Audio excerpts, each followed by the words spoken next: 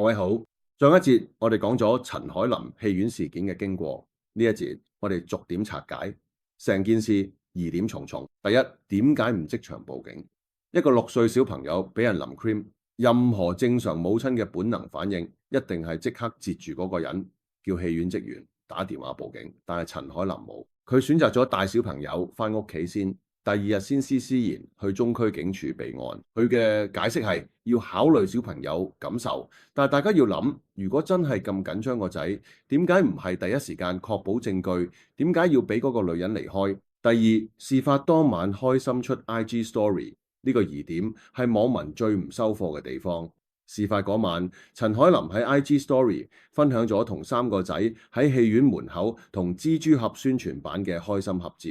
你話個仔受驚，你話你情緒激動，但係同一晚你出 story 笑住影相，陳凱琳至今冇解釋過呢個矛盾，一邊話好心痛，一邊開心打卡，令佢嘅誠信大打折扣。第三，法律擋箭牌，陳凱琳嘅回應策略好清晰，將成件事定性為我個仔係刑事案受害人，一旦報咗警，案件列咗做普通襲擊，佢就可以名正言順拒絕回應任何細節。呢招好聰明，因為咁樣就冇人再可以追問你個仔嗰日喺戲院有冇騷擾到人，你有冇盡家長責任，你用法律手段迴避咗道德責任。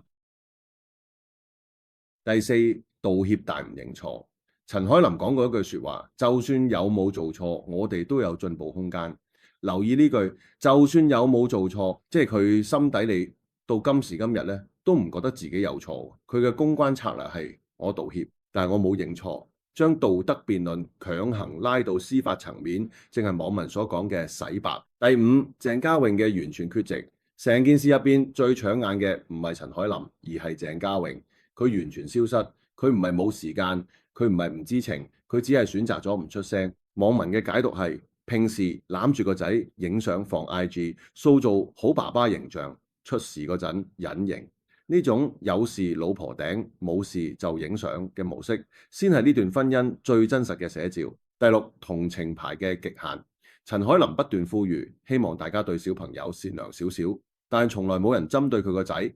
公眾嘅不滿由頭到尾都係針對佢作為母親嘅失職，佢將批評我偷換成傷害我個仔，企圖用同情牌轉移視線。